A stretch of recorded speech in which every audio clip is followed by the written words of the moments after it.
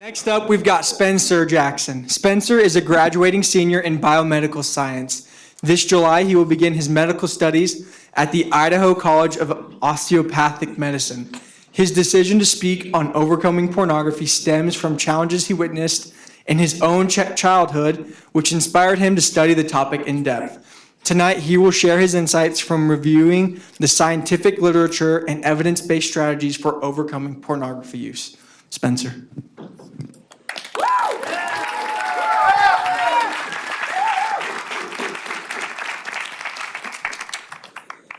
Hi, I want to thank you guys for coming today and supporting this event.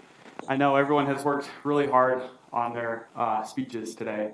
And we've had 2 great eye talks so far, and I hope I don't mess up that streak of greatness. So here we go. Today I wanted to talk about the P word. Politics.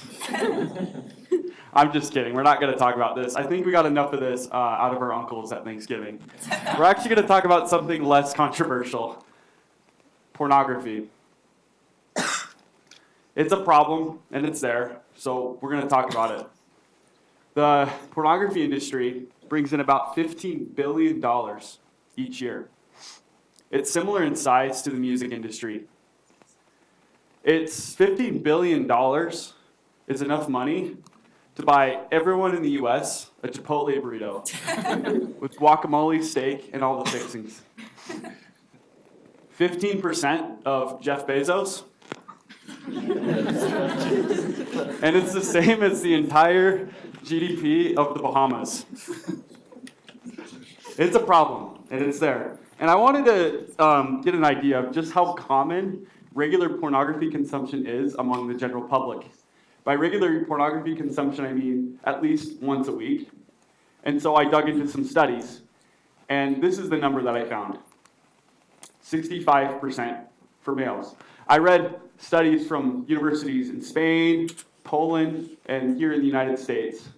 And I found that the prevalence for regular porn consumption among women is slightly lower. So it's definitely an issue. And what are we to do about it? Well, we know it's bad, but it doesn't seem like it's enough to say that it's bad anymore.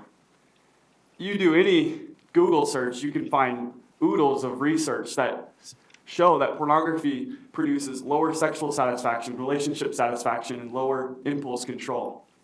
We all know it's bad, but one thing that can help us is understanding why. Why does it hook us? Why do we watch it? And by understanding the why, we can understand how to overcome it.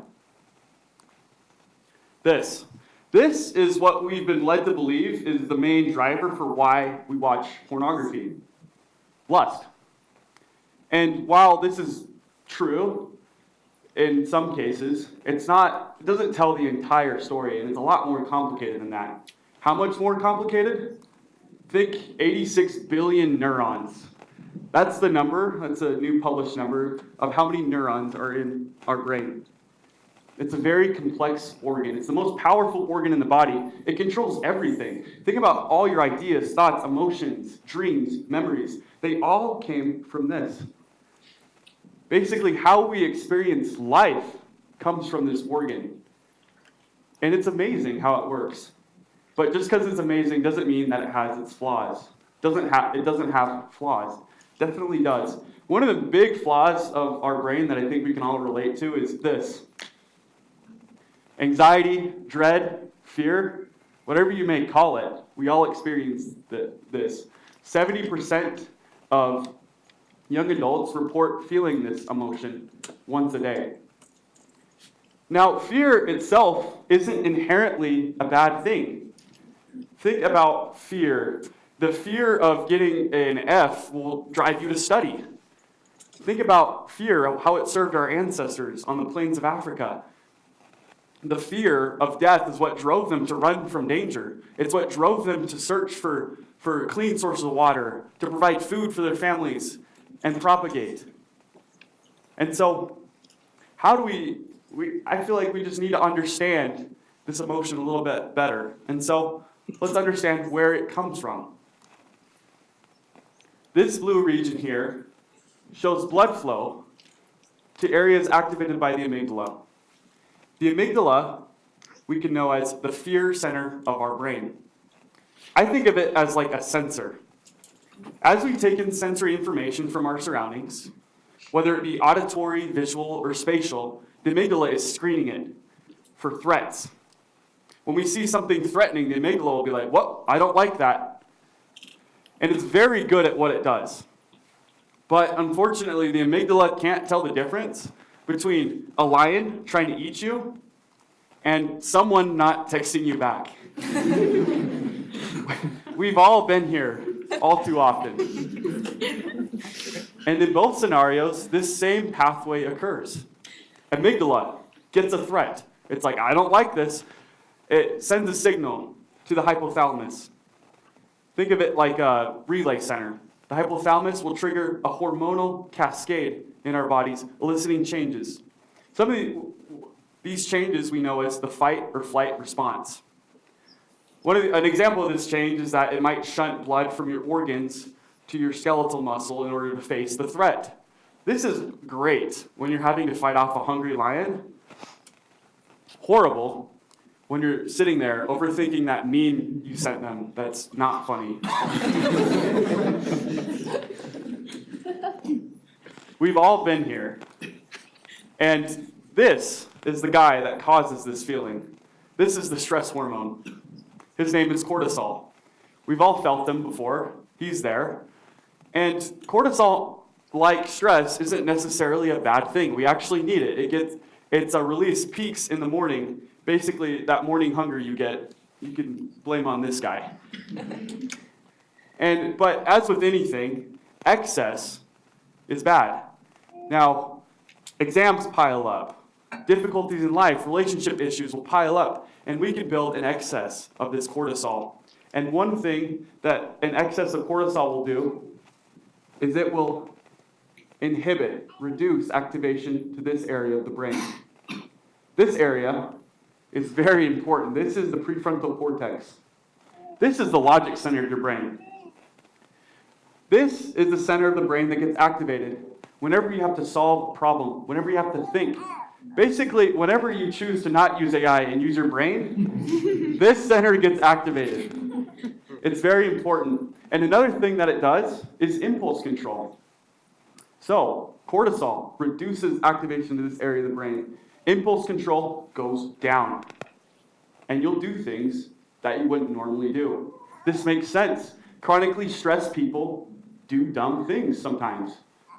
And that's just it's not because they're stupid, it's because, well, they're having a hard time. So, instead of thinking of pornography as purely driven by lust, we can think of it as driven by chronic stress. Think about this scenario. You have 3 exams this week that you haven't really studied for. Your car broke down. You get a medical bill that you can't pay. You forgot to pay your rent for some reason. And you're having relationship issues. These stresses build up. You have an excess of cortisol. Your impulse control is inhibited. And the unpleasant emotion of stress builds up in your brain. And your brain looks for ways to relieve itself, ways to get away from that unpleasant emotion. And if pornography is in your box of coping mechanisms, you will watch. Your brain is a plastic organ. It's always learning. It's always looking for new ways to adapt.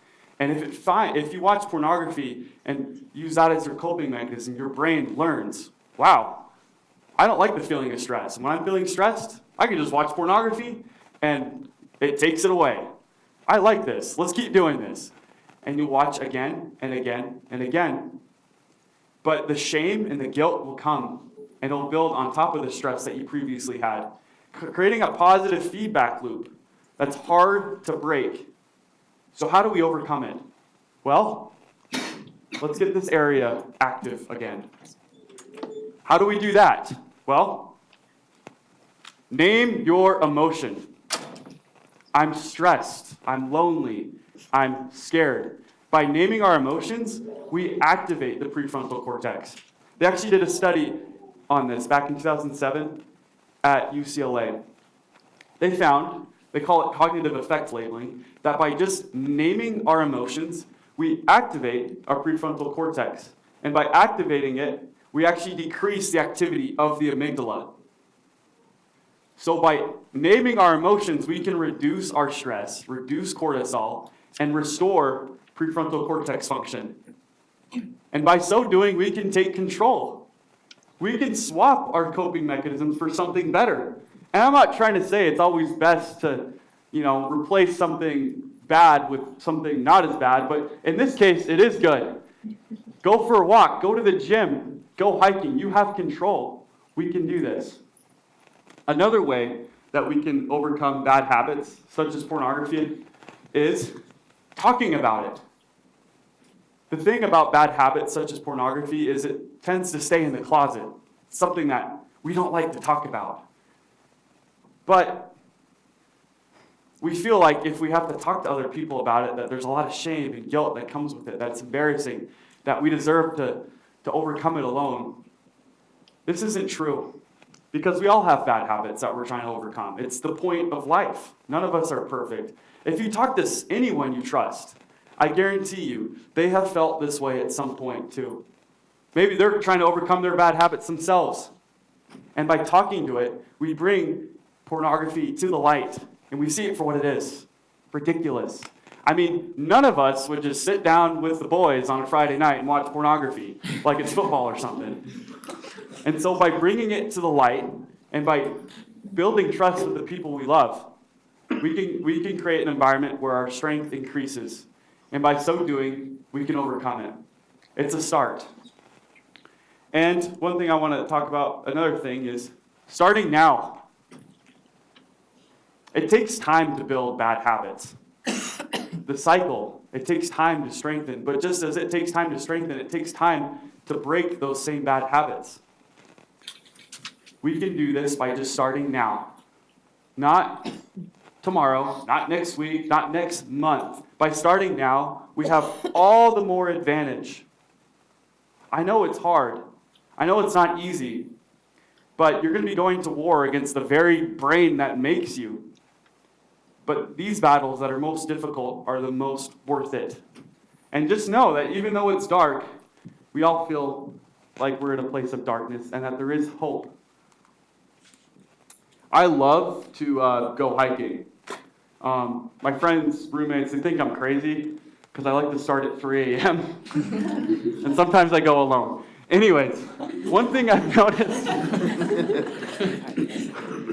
noticed is that as I'm hiking at 3 a.m. in the woods, is that it's really dark. And it's kind of scary. My amygdala is like, yo, what are you doing? This is crazy. But one thing I know as I keep hiking is that the sun will come up. Eventually, I get out of the trees, and the sun is on the mountain peaks. And I know if I just keep going, I can reach that sun. And just as we're walking through the dark forest of our bad habits, we can know that if we just keep trying, we don't have to be perfect. We just have to try. That's the beauty of this, of our brain, is that if we expect perfection, we'll actually do worse. But if we just try, we'll actually do good. Naming our emotions, talking about it. And by pushing through the dark forests of our minds, we'll eventually come to the light. Whoops. Oh. Wait. We'll actually come to the light that is this. Our prefrontal cortex will turn back on. Suddenly, things that used to be difficult, impulses that were hard to control, will be easier. There will be easier battles. We'll get stronger. Our brain, for lack of a better term, will get swole. And we'll be able to fight off those temptations. I know this to be true. And if you're not doing it just for yourself, do it for your family. Trust is a big thing in familiar relationships. Think about being able to look your future spouse or your spouse in the eyes, being able to tell them, hey, you can trust me. There's no issue here. Them being able to look through your phone even, and you're not even caring. That trust, that honesty, brings happiness. There's something to say about not having anything to hide. This is one thing that keeps me from bad habits, is knowing that I have my sisters. They look up to me, and I need to be good for them. I know that there's a lot of families where pornography and other bad habits are a problem. I've seen it in my own life. And we don't have to be perfect. That's the great thing. You're not a bad person if you watch pornography or you have another bad habit. You just have a bad habit. That's it. And by manipulating, by knowing our brain chemistry, we can use our brain to do some good. We can take control of our lives. We can be agents to act and not be acted upon. Our prefrontal cortex can tell the rest of our brain, this is what we're going to do. It's God-given so that we may have control, that we may think and solve the problems of life. This is the point of life, is to come here and be tested and overcome those tests and trials. The battle is hard, but the hardest battles are the ones that are the most worth it. Thank you.